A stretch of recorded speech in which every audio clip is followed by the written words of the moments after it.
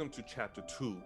In chapter 1, we introduced a question that spoke about why do we try to identify with the roles and the skills that we actually bring to society? And the reason we said that or we broached that question was because those jobs are based on inherently hierarchy. And what I mean is that some jobs are more significant than the other, right? And it's not just inherently some jobs are more significant, but even in the way that we market jobs within our culture. There's a marketed value that makes some jobs more significant than the others. And if we actually latch our identity onto that, this is what chapter 1 was talking about, when we're facing each other, the space in between, when we're interacting, oftentimes it can be prone to condescension. Some people think that they're better than other people, and other people feel like they're less than other people. And it's prohibiting really great communication or interpersonal relationships. At least that's the idea that we put forward. In chapter 2, we're going to go a little bit more into that idea, but we're going to make a single point. And this is probably going to be a shorter video, mainly because I want you guys to think about what I'm saying. But the point that we're going to try to figure out or bring to light is this: identifying with what you do is problematic, not because I say so, but because you do. Let's go. I represent for the West Coast, uptown and back down, and everybody scattered with improper grammar. I represent for the West Coast, uptown and back down, and everybody scattered with improper grammar.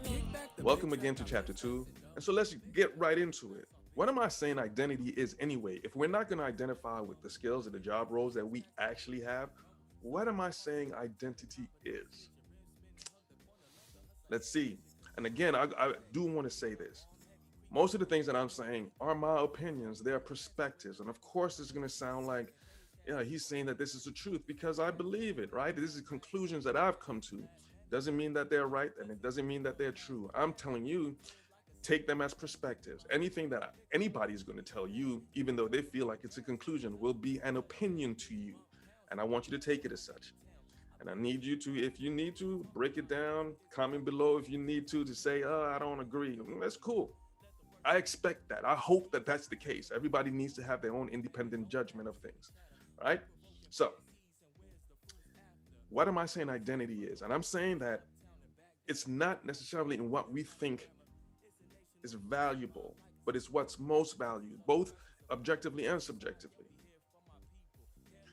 Let me give a instance of what I think identity is, right? So if I wanted to find an identity of a rock, stone, I will never take, like if I take a stone and I throw it in the air and you show up and you see a stone flying in the air, right?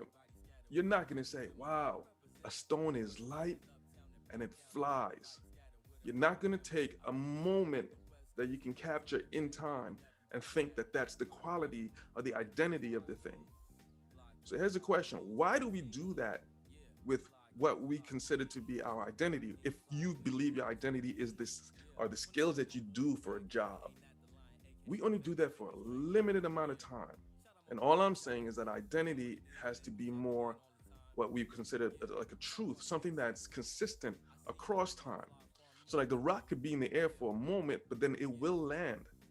So what's the nature of that rock over time? And that's where I'm saying our identity ought to be. And even in chapter 1, we talked about something called something sacred. Something is sacred.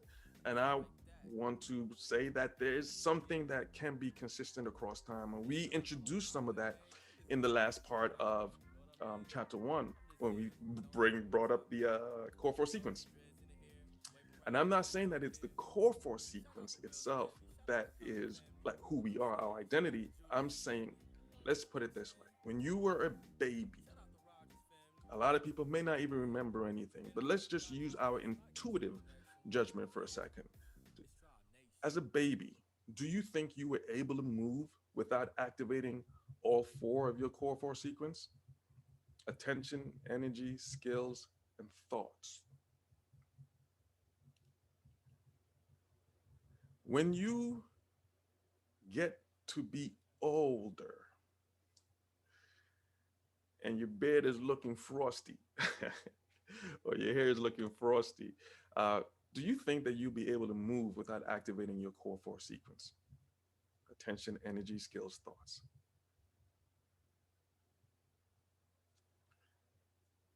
Let's ask you a question because this is just an intellectual exercise, right? A thinking exercise. Do you think George Washington crossing the Delaware, do you think that he needed his core four sequence in order to move? What about 500 years from now, our great great great great great great great great great great great grandkids? Do you think they need their core four sequence to move?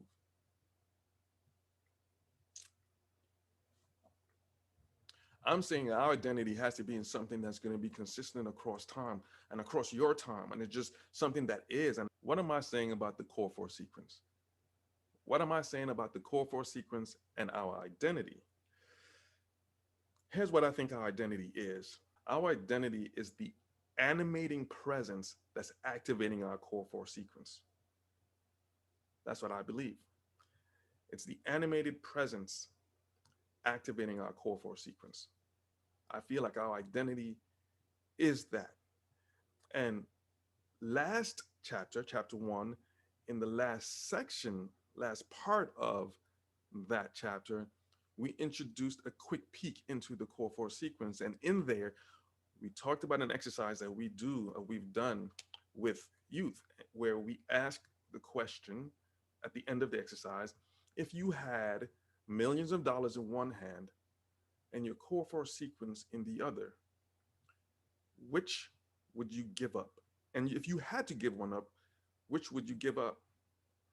The name of that exercise is called prioritization of values.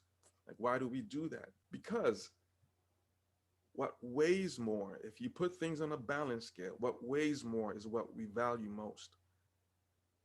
And to date, no one has ever said, give me the bunch of money. They said, I'll take the core four sequence and you could take the money. Why? Because if I can't move, what good is money? And so I'm saying that our identity is in the thing that we absolutely value most. It's the thing that we know that we have, and the only thing that we actually have that's ours. And it's the ability to activate our core four sequence. And I'm saying we are that animating presence that activates our core four sequence. And so what? Let's say you bought into what I'm saying. What does that matter? Let's talk about it. So again, like, so what? So what? Let's say you buy into what I'm saying. So what? What am I saying? And how can that even be helpful to the reason I even started doing this to begin with?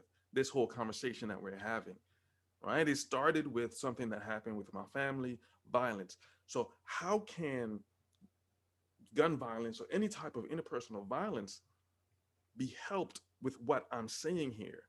Am I saying that the core four sequence, oh, that's the answer, this simple thing, yeah, this is what it is? No, I feel like things are more complex than that.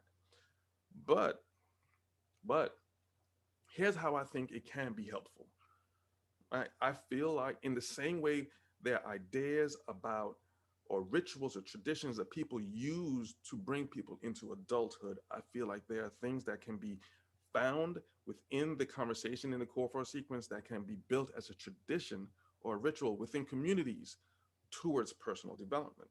And so people understanding the sacredness of each other, not holding the identity in the role or the skills within society. I'm not saying that you don't have them, and I'm not saying that those things aren't valuable. That's not what I'm saying. I'm saying that hooking our identity into them for something that's just going to be for a little portion of your time isn't a it's problematic for the well-being of your mental health or or even our communities. So I'm saying, like, we can build a ritual around the conversation of the core four sequence, because that idea, can you move without activating your core four sequence? That thing is normative, is a normative answer irrespective of who you are. right? So I have a leaning towards believing in Christianity, right? That's me. I believe that. But whether you're an atheist or Christian, let's even go into personalities. You can be an I don't even know I don't know these anymore. ENTF, ENTJ, or INTJ, or uh, conscientious or open, or good, bad, evil, or righteous. It doesn't matter. If we line all those folks up and you ask them, can you move without activating your core force sequence? I believe the answer will be the same. So as a tool, as a normative tool, I think it can be useful within communities, and we can build off of that. Now, here's where the differences come in. There's a difference I've been taught between a story and a narrative. A story is what happened. A narrative, it's how you tell that story. So I believe that the core force sequence it's just what is. But there's a narrative that is on top of what we find to be. So here's what I mean.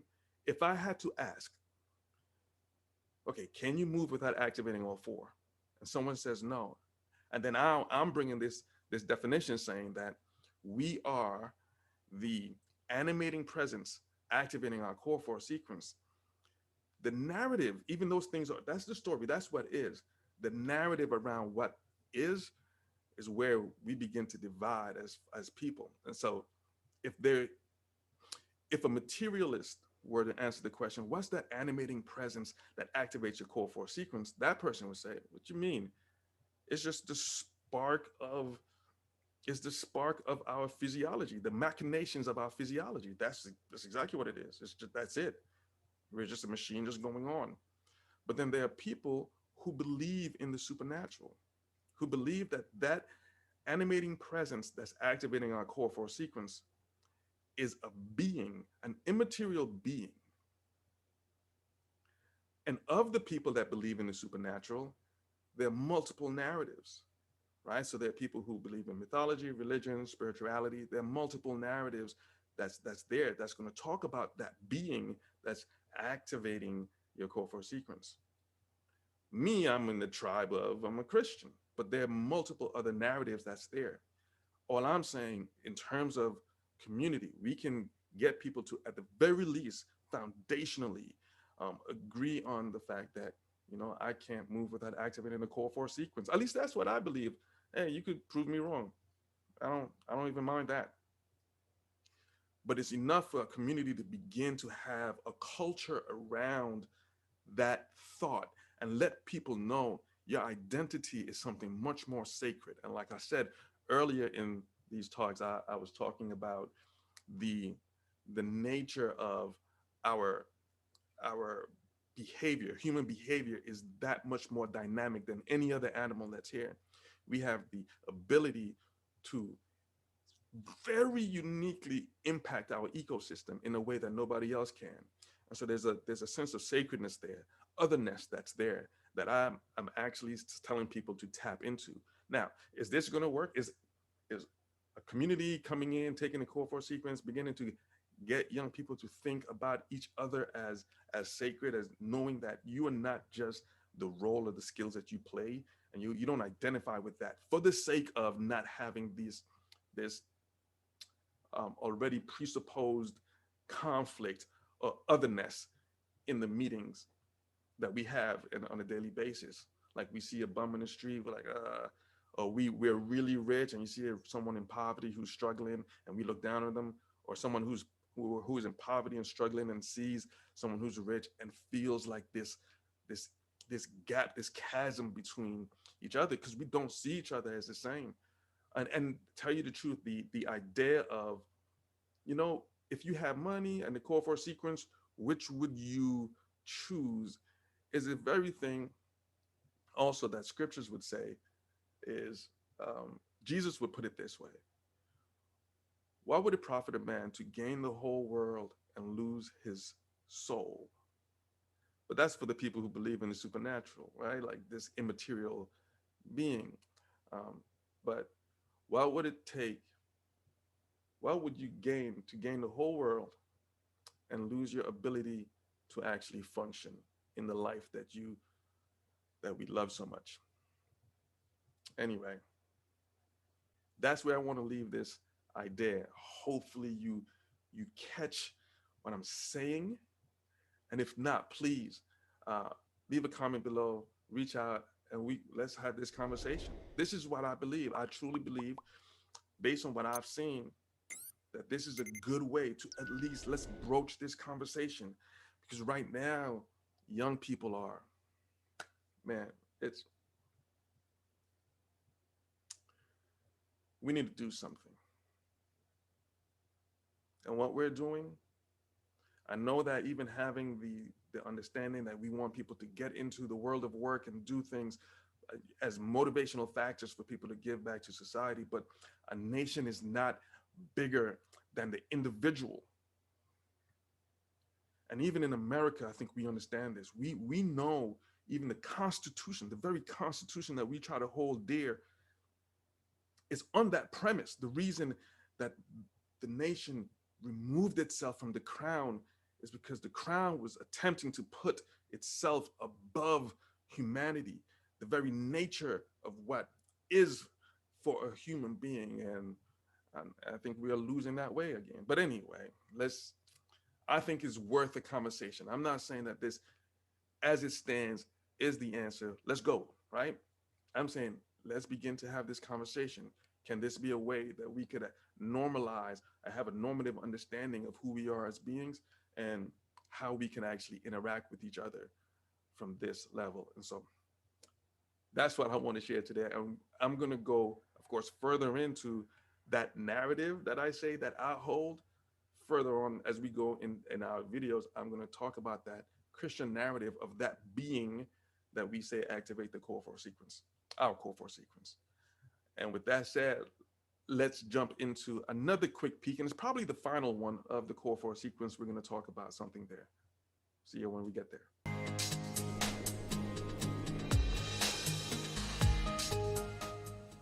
By now, we know what the core four sequence is. Can you move without activating all four?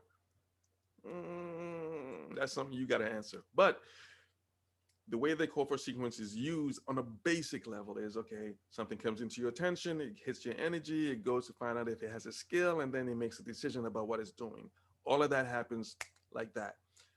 Today, I want to talk about mile two, which is energy.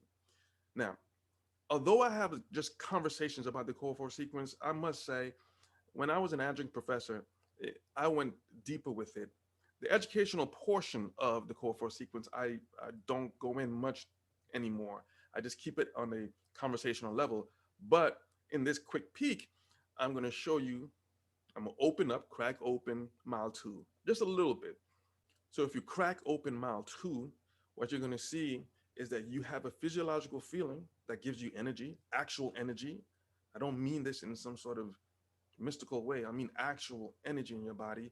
And we label that feeling with an emotion. And right there is where we have the connection between both psychology and physiology, right? And it's governed oftentimes by something called your heart rate variance.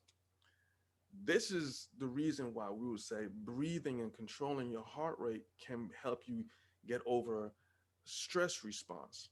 I'm not going any more deeper than that, but we that's why mindfulness right now is a really great tool that people use to kind of govern their emotions, because your breathing can help smooth out your heart rate variance.